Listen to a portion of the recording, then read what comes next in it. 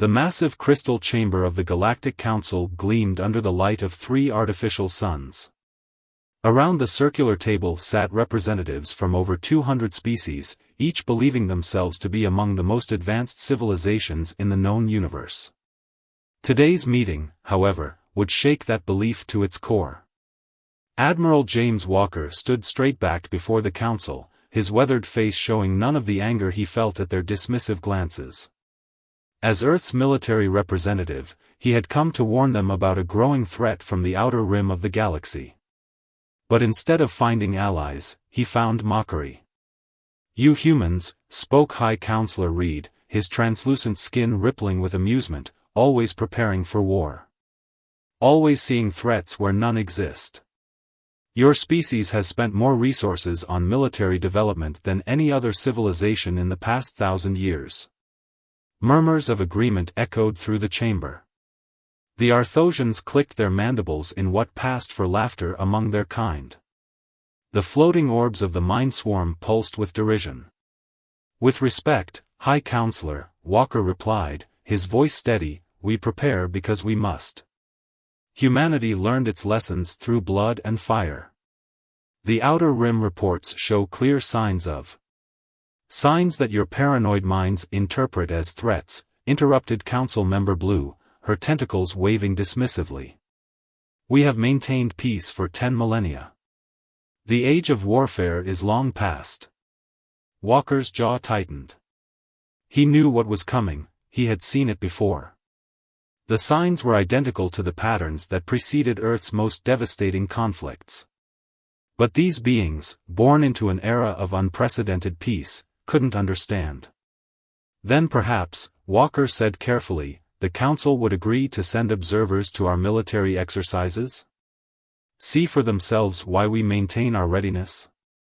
The suggestion caused an outbreak of diplomatic chatter. The Council members had never considered such a thing. Their civilizations had long ago abandoned military demonstrations as relics of a primitive past. High Counselor Reed raised a hand for silence. "Very well, Admiral Walker. If only to put these paranoid fears to rest, we will send observers to your next, what do you call it? War game?" "Operation Starfall," Walker replied, allowing himself a small smile. "It begins in 3 standard days." As Walker left the chamber, he heard the council members already beginning to treat the whole thing as an amusing diversion, a chance to observe humanity's quaint obsession with conflict. They didn't understand that Operation Starfall wasn't just an exercise. It was a response to a real threat, one that humanity had recognized while the council dreamed of eternal peace. In his quarters aboard the Earth vessel Vigilant, Walker opened his secure communications channel. "They took the bait," he reported. "The Council will witness it firsthand." "Good," came the response from Earth Command. "Let's hope they learn fast. The Outer Rim went dark an hour ago. It's already beginning." Walker closed his eyes, feeling the weight of what was to come. The Council would soon understand why humanity never stopped preparing for war. They would learn why peace through strength wasn't just a slogan, it was survival. The stars seemed to dim outside his viewport, as if they too knew what approached from the darkness beyond. In 3 days, the Council would see what humanity had been trying to tell them. They would understand why Earth never forgot its martial traditions. And perhaps, Walker thought grimly, they would finally understand that humanity's fear of war wasn't paranoia, it was wisdom bought with centuries of blood. 3 days passed like a shadow creeping across the stars. The Council delegation arrived aboard the Vigilant in a shimmer of crystalline light, their preferred method of transportation, beautiful but impractical in combat situations, as Walker noted mentally. "Welcome to Operation Starfall," Walker greeted the 12 observers. High Counselor Reed led the group, his translucent form now tinged with what might have been anxiety. The others, a mix of species from across the galaxy, clutched their data tablets and environmental suits like shields. "Your ship," Reed observed, looking around the stark military corridors, "it lacks the usual amenities we expected. Where are the recreation chambers?" The meditation pods? Walker's boots echoed against the metal floor as he led them toward the command center. Every cubic meter serves a combat function. We don't believe in luxury during wartime. But you're not at war, Council Member Blue pointed out, her tentacles curling nervously. Not yet, Walker replied quietly. The command center hushed as the group entered. Dozens of human officers worked at their stations, their movements precise and practiced. Holographic displays showed hundreds of ships taking position across 3 star systems. "This is far larger than we anticipated," Reed whispered. "How many vessels are involved in this exercise?" 4,000 ships, 2 million personnel. Walker activated the main tactical display. This represents roughly 15% of Earth's active fleet. The observers exchanged shocked glances. Many of their civilizations didn't even maintain ships with weapons anymore. The scale of human military power was beginning to sink in. "Sir," a communications officer called out, "we're receiving the signal from Earth Command. They're ready to begin." Walker nodded and turned to the observers. "What you're about to witness is a standard response to a Class 1 invasion scenario. We run this drill monthly." The tactical display erupted with activity. Ships moved in complex formations, responding to invisible threats. Fighter squadrons deployed in waves that seemed chaotic at first but revealed themselves as intricately choreographed maneuvers. "Impressive," Reed admitted reluctantly, "but surely this level of..." The lights went red. Alarms blared across the ship. "Sir," the comm officer's voice cracked. "Emergency transmission from the Outer Rim colony of New Hudson. They're under attack." Walker's face remained stone still. "Show me." The tactical display shifted, showing real-time footage from the colony. Strange ships of an unknown design poured through what appeared to be a tear in space itself. Their black hulls absorbed light like hungry mouths. "This..." Reed stammered, "this isn't part of your exercise?" "No," Walker replied, his voice iron. "This is what we've been warning you about. This is why we prepare." He turned to his crew. "Initialize combat protocols." All ships switched to live ammunition. "This is not a drill." "Repeat, this is not a drill." The Council observers watched in stunned silence as the exercise transformed into real combat deployment. There was no chaos, no panic, just the smooth transition from practice to war that humanity had rehearsed countless times. "How?" Blue asked, her tentacles pale with fear. "How did you know?" "Because we never forgot," Walker answered, watching as his ships moved to intercept the invasion force. "We never forgot that peace is only possible through eternal vigilance. The galaxy mocked us for maintaining our fleets, for training our soldiers, for seeing threats in the darkness between stars." He turned to face the observers, his eyes hard. "But we remembered something you all forgot: the price of peace is paid in readiness for war." The first shots were fired at the edge of the New Hudson system. Humanity's response was immediate and overwhelming. The Council members watched in awe as the human fleet moved with deadly precision, executing battle plans they had practiced just moments before. "They're retreating," someone shouted. The black ships were pulling back, caught off guard by the speed and ferocity of Earth's response. "No," Walker corrected grimly. "They're regrouping. This was just a probe, testing our defenses." He faced the Council delegation. "Now you understand. This is why we train. This is why we prepare. And now, honored members of the Council, you have a choice to make: will you stand with us, or will you continue to mock our fears until it's too late?" The observers stood in silence, watching as humanity's ships formed up for the real battle to come. Their mockery had died in their throats, replaced by the cold realization that perhaps, all along, the humans had been the wise ones. The next 48 hours aboard the Vigilant shattered every preconception the Council observers had about warfare. They watched as humanity's military machine sprang fully to life, a system honed by centuries of preparation. "All ships report combat ready," announced Captain Miller, her steady voice carrying across the command center. "The enemy fleet has been detected regrouping in the Osiris sector." Walker stood at the tactical display, studying the movements of the black ships. The council members huddled nearby, their earlier diplomatic aloofness replaced by naked fear. They had never seen anything like this, not in all their millennia of peaceful existence. "Look at their formation," Walker pointed to the holographic display. "They're not just regrouping. They're gathering for a full-scale invasion." The black dots on the display multiplied, pouring through more tears in space. "We've identified at least 12,000 enemy vessels." High Counselor Reed's translucent form paled further. 12,000? "But your fleet is exactly where it needs to be," Walker interrupted. He pressed a command on the console, and suddenly the display lit up with hundreds of new signatures. Hidden human fleets emerged from carefully concealed positions throughout the sector. "Did you think we showed you our entire hand during the exercise?" The Council observers watched in amazement as massive battleships dropped their stealth fields, revealing a force 3 times larger than what they'd witnessed during Operation Starfall. Space itself seemed to ripple as humanity's true military might emerged from the shadows. "Send the signal," Walker ordered. "Execute Battle Plan Omega." The human fleet moved with devastating coordination. Ships that had seemed to be retreating suddenly turned to spring elaborate traps.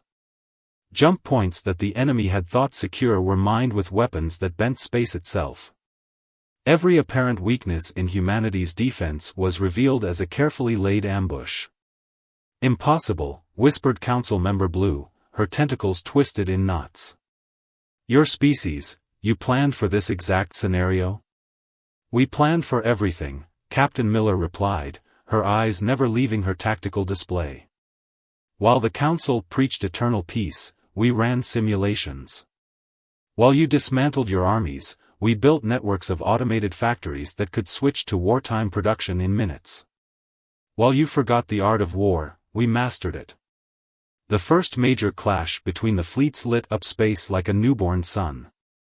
The black ships were powerful, their technology advanced, but they faced an enemy that had spent centuries preparing for this very moment. Human vessels moved in perfect synchronization, their attacks coordinated with a precision that spoke of endless drills and exercises. "Sir," a sensor officer called out, "we're detecting quantum signatures from the enemy fleet. They're preparing to open more spatial tiers." Walker nodded grimly. "Just as we expected. Captain Miller, initialize Phase 2. The council members watched in shock as human ships began deploying strange devices throughout the battlefield. The devices activated, creating a web of energy that somehow prevented the formation of new spatial tiers. "You even prepared for their method of arrival?" Reed asked, his voice trembling. "We've spent the last 50 years studying similar quantum signatures at the edge of known space," Walker explained. "We knew they were coming. We knew how they would come. We prepared accordingly." The battle raged for hours, but its outcome was never in doubt.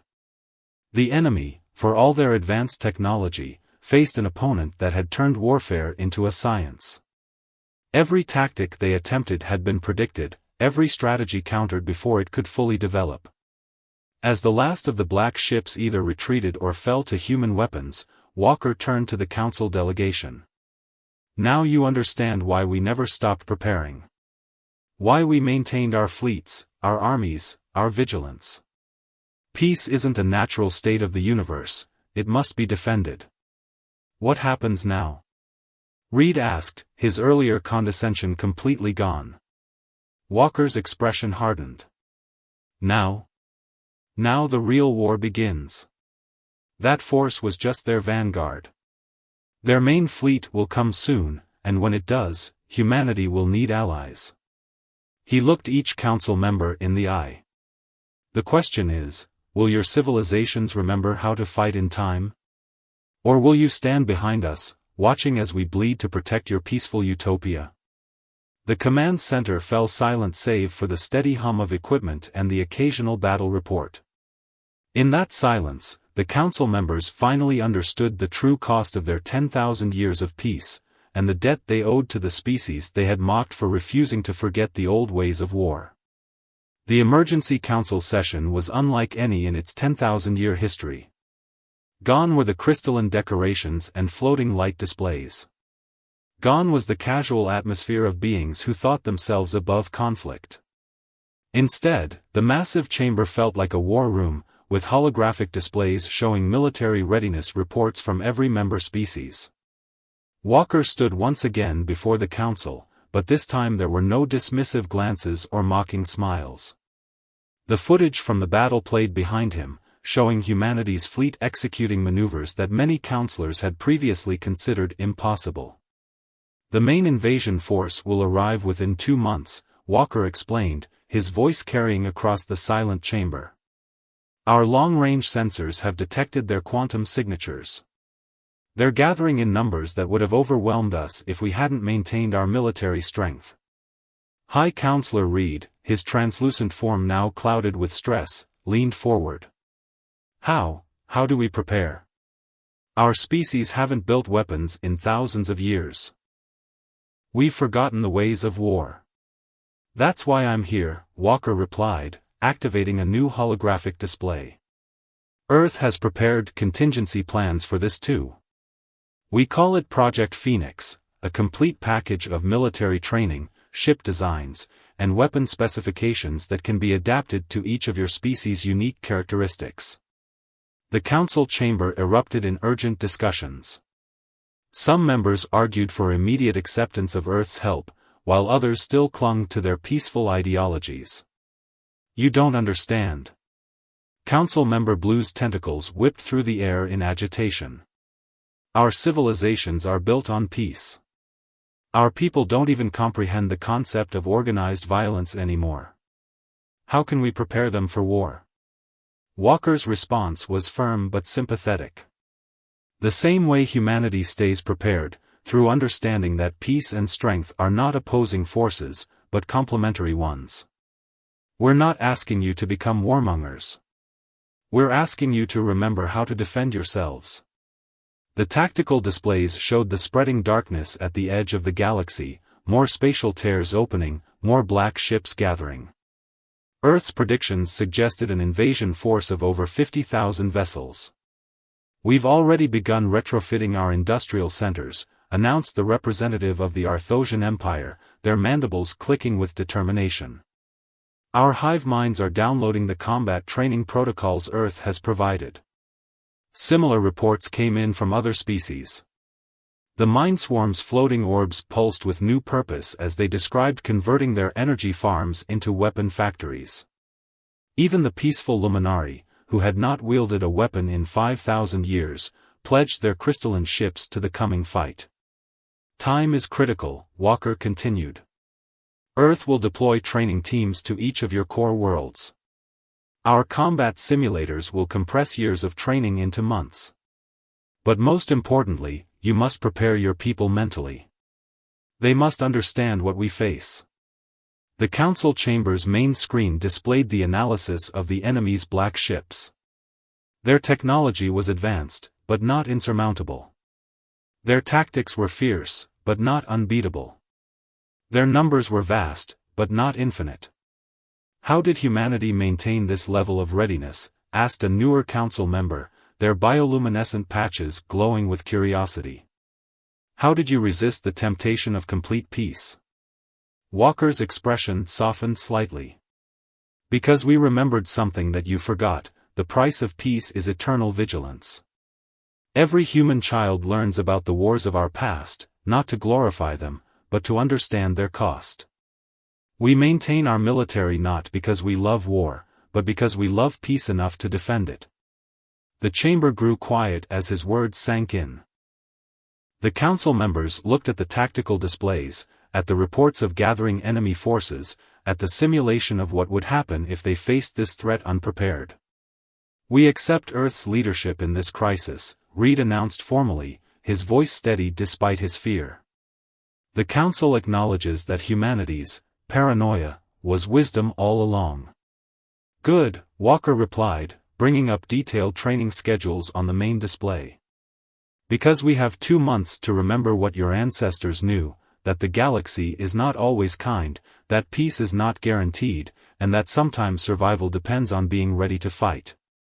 As the Council members began organizing their species' preparations for war, Walker received a private message from Earth Command. The enemy fleet had grown again. They would arrive sooner than expected. The race to rearm the galaxy had begun.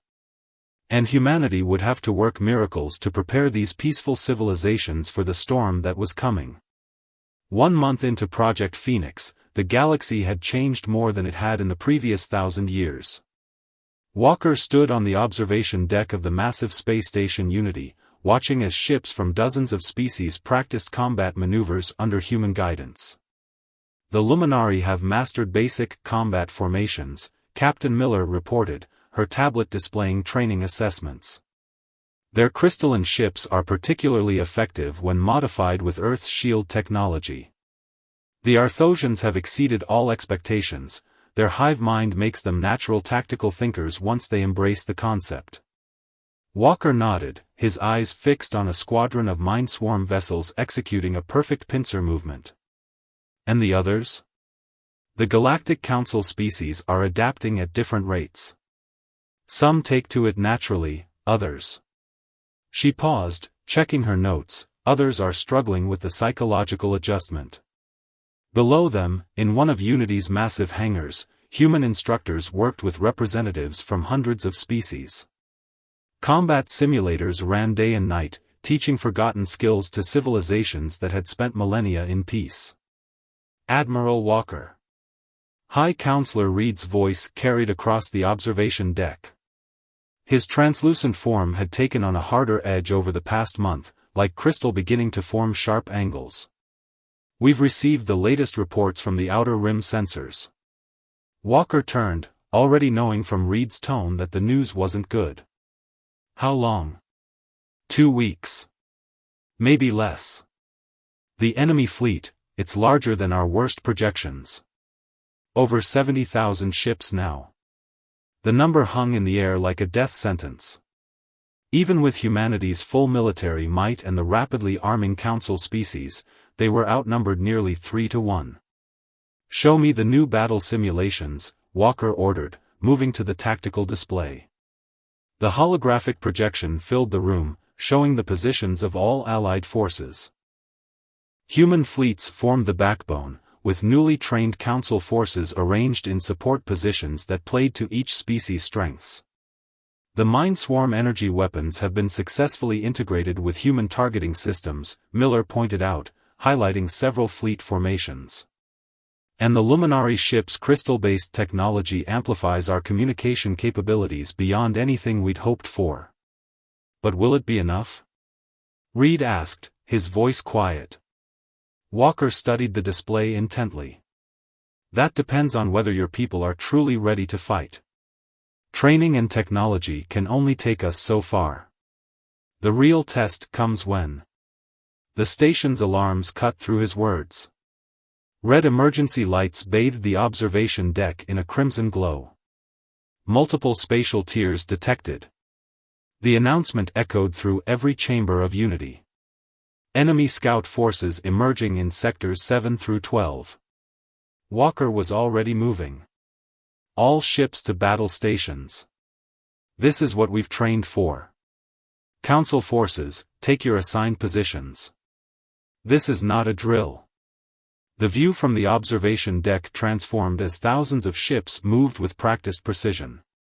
The once peaceful species of the Galactic Council, guided by human expertise and their own rediscovered warrior spirit, formed up for battle. "Admiral," Miller called out, her voice tense, "the enemy scouts, they're testing our defenses, but their attack patterns are different from before. More sophisticated." "They're learning," Walker replied grimly. Just as we learned from our first encounter. The real question is, did we learn enough? The first exchanges of fire lit up space around Unity. Council ships, now armed with human-designed weapons and guided by human tactical doctrine, met the enemy with coordinated precision. The black ships seemed surprised by the resistance, clearly expecting the same peaceful civilizations they'd encountered in their first assault. "Look at the Arthosian squadron," Reed exclaimed, pointing to a group of ships executing a complex defensive maneuver. A month ago, they hadn't fired a weapon in 1,000 years. Now they remember, Walker finished. They all remember.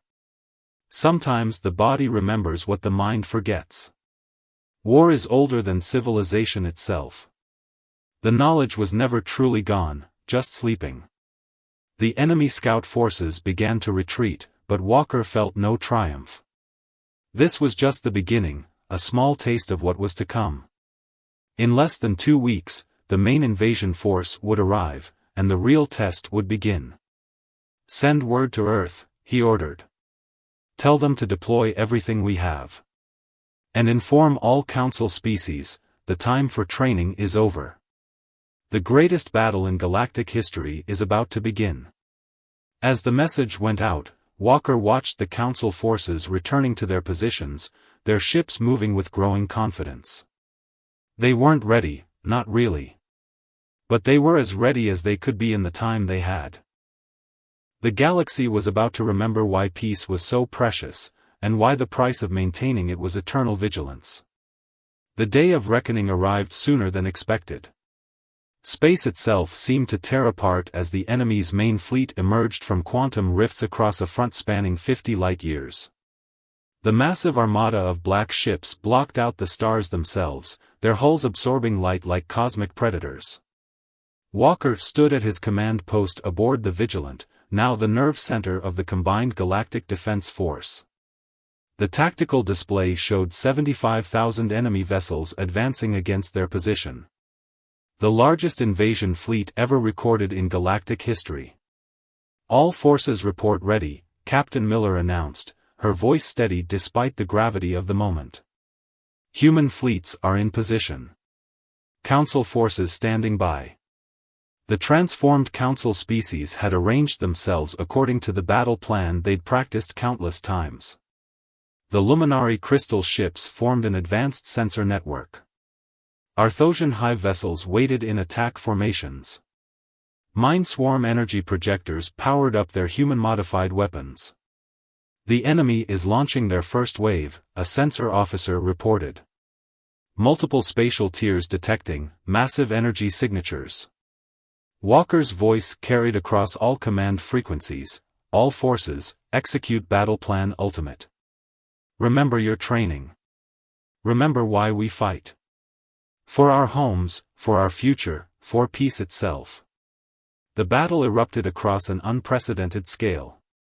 The enemy struck with overwhelming force, their technology far advanced beyond anything the galaxy had seen.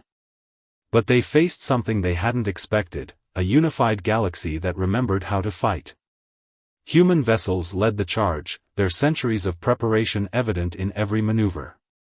Council ships followed their lead, each species applying their unique strengths in ways the enemy couldn't predict. Luminary ships bent light itself to blind enemy sensors. Arthosian vessels moved in perfect synchronization, their hive minds processing tactical data faster than any individual consciousness could. "Enemy breaking through in Sector 7, someone shouted. "Mind swarm squadrons, redirect to Sector 7, Walker commanded. "Show them what those energy weapons can do." The mind swarm's floating orb ships unleashed devastating beams of pure energy, their weapons amplified by human engineering. Black ships crumbled under the assault, their light-absorbing hulls overloading and imploding. But the enemy was relentless. For every ship destroyed, 2 more emerged from spatial tiers. The battle raged for hours, then days. The combined galactic fleet held their lines, but losses mounted on both sides. "Admiral." Miller's voice cut through the chaos. "The enemy's quantum signature, it's changing. Walker studied the readings. In that moment, he saw what humanity's centuries of preparation had led to. They're preparing for their final push. All forces, fall back to position Omega. Execute protocol last stand. The Council ships followed their training, retreating in perfect order while human vessels covered their withdrawal. The enemy, sensing victory, pressed forward, directly into humanity's final trap. Now! Walker commanded. Thousands of hidden quantum mines activated simultaneously, devices that humanity had secretly planted throughout the sector over the past decades. The spatial tears the enemy relied on began to collapse, trapping half their fleet in between dimensions. All forces, attack pattern Phoenix. Walker's order rang out. Show them why the galaxy never should have forgotten the art of war. The combined fleet struck from all directions. Human ships led the charge, their weapons finding weak points that centuries of preparation had taught them to identify. Council vessels followed, each species applying their natural advantages in ways that complemented the human assault. The enemy fleet, cut off from reinforcements and surrounded, began to break apart. Their coordinated attack dissolved into chaos as they faced opponents who had trained specifically to counter their every tactic. Enemy vessels are retreating, Miller announced. They're attempting to open new spatial tiers. Not this time, Walker replied grimly. Activate the quantum seal. The device, humanity's greatest secret weapon, powered up across the battlefield. A wave of energy spread across space itself, sealing the quantum rifts permanently. The remaining enemy ships found themselves trapped, cut off from whatever dark dimension they'd emerged from. The battle's outcome was no longer in doubt. One by one, the black ships were destroyed or surrendered. The combined fleet of humanity and the Council emerged victorious, though the cost had been severe. Hours later, in the debris-strewn aftermath, High Counselor Reed approached Walker on the Vigilance Bridge. Humanity's paranoia saved us all, he admitted. We owe you a debt we can never repay. Walker shook his head. No debts. Just remember this lesson. Peace isn't the absence of conflict, it's the strength and wisdom to face it when it comes. The galaxy remembered how to fight just in time. Now we must remember to stay ready, so we never have to fight such a battle again. As repair ships began their work across the battlefield, the gathered species of the galaxy understood at last. Humanity's fear of war hadn't been paranoia, it had been the wisdom that saved civilization itself. The price of peace was eternal vigilance, and now the whole galaxy stood ready to pay it.